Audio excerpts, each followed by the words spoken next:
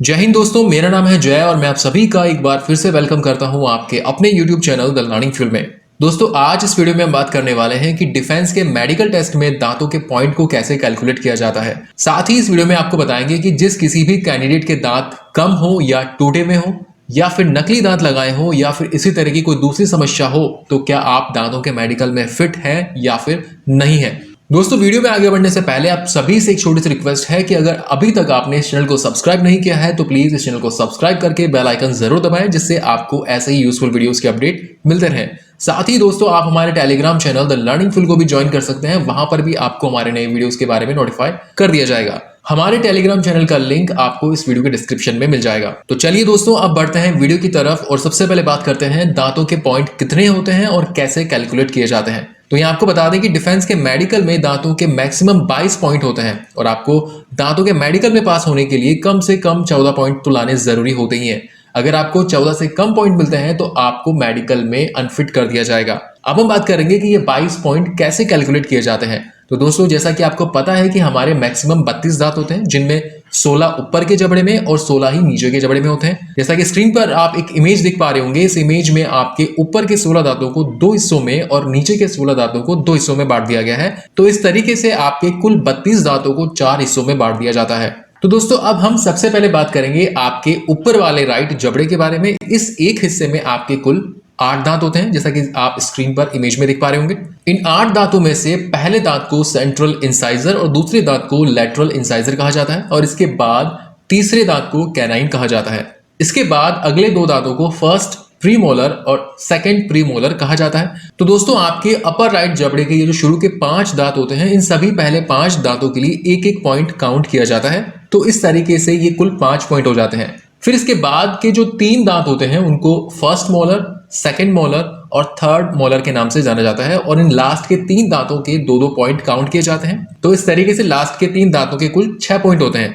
इसका मतलब आपके ऊपर वाले राइट जबड़े के कुल 6 और 5 पॉइंट मिलाकर 11 पॉइंट हो जाते हैं। दोस्तों, सेम इसी तरीके से आपके ऊपर वाले जो लेफ्ट जबड़ा है उसके भी 11 पॉइंट काउंट होते हैं। तो इस तरीके से आपके ऊपर वाले राइट जबड़े के 11 पॉइंट और ऊपर वाले लेफ्ट जबड़े के 11 पॉइंट मिलाकर कुल 22 पॉइंट होते हैं और आपको इन 22 पॉइंट में से कम 14 पॉइंट लाने होते हैं। दोस्तों, यहां आपको बता दें कि पॉइंट ऊपर वाले जबड़े के ही काउंट होते हैं, नीचे वाले जबड़े के पॉइंट अलग से काउंट नहीं होते हैं। दोस्तों, इसका मतलब यह नहीं है कि अगर आपके ऊपर वाले जबड़े में तो पूरे दांत हैं और नीचे वाले जबड़े में दांत नहीं है या फिर कम है तो आपको ऊपर वाले जबड़े के सारे पॉइंट मिल जाएंगे।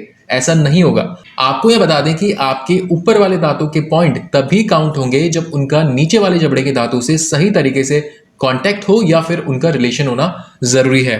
दोस्तों, आइए इसको एक एग्जांपल से समझते हैं। स्क्रीन पे आप एक इमेज देख पा रहे होंगे। इस इमेज में जो आपके ऊपर वाला जो जबड़ा है उसका जो सेंट्रल इंसाइजर टीथ है, इस टीथ का एक पॉइंट काउंट किया जाता है, जैसा कि हमने आपको पहले बताया था। लेकिन इस दांत का एक पॉइंट तभी काउंट किया जाएगा जब इस दांत के जस्ट जो नीचे वाला दांत है, जो कि नीचे वाले जबड़े का सेंट्रल इंसाइजर टीथ है, वो ऊपर वाले दांत के बराबर और सही तरीके से कांटेक्ट में हो और दोनों दांतों का प्रॉपर वे में रिलेशन होना जरूरी है, तभी वो एक पॉइंट काउंट किया जाएगा। लेकिन अगर मान लो कि इस दांत की जो नीचे वाला दांत है वो टूटा हुआ है या फिर सड़ा हुआ है या फिर दांत है ही नहीं, तो आपको उस कंडीशन में ऊपर वाले दांत का पॉइंट नहीं मिलेगा।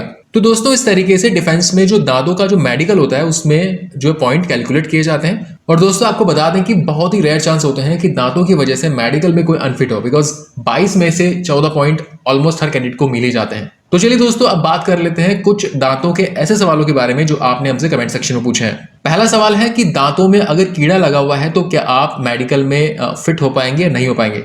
तो यहाँ आपको बता दें कि मेडिकल में जाने से पहले आप किसी अच्छे डेंटिस्ट से ट्रीटमेंट लें, अपने दांतों की क्लीनिंग करवाएं या फिर हो सके तो उन पर कैपिंग करवाएं अच्छे से, तब उसके बाद ही आप जो है मेडिकल में जाएं, अदरवाइज आपको प्रॉब्लम होगी। अगला क्वेश्चन है, दांत टूटा हुआ हो तो क्या आप योग्य है या नहीं है।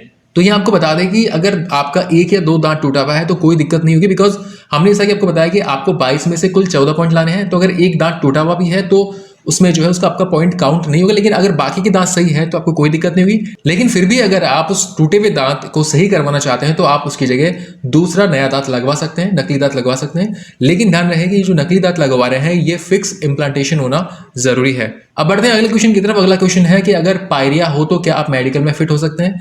जी नहीं, बिल्कुल नहीं हो सकते हैं। अगर आपको पायरिया है तो मेडिकल में जाने से पहले आप अच्छे से ट्रीटमेंट लेकर ही जाएं, अदरवाइज आपको प्रॉब्लम होगी।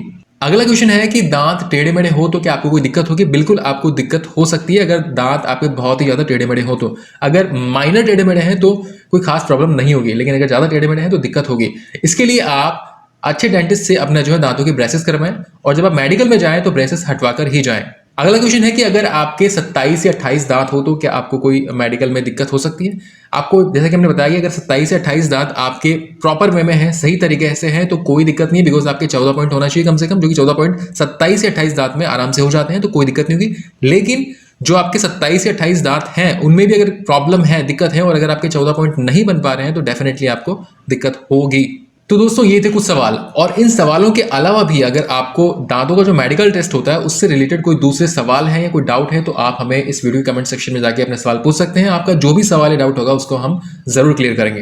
दोस्तों उम्मीद करते हैं कि ये वीडियो आपको पसंद आया होगा। अगर वीडियो अच्छा लगा हो तो प्लीज इस वीडियो को लाइक और अपने दोस्तों के साथ शेयर जरूर करें, और इस चैनल पर फ्यूचर में इसी तरह के वीडियोस देखने के लिए इस चैनल को सब्सक्राइब करके बेल आइकन जरूर दबाएं। So thank you for watching our video. जय हिंद।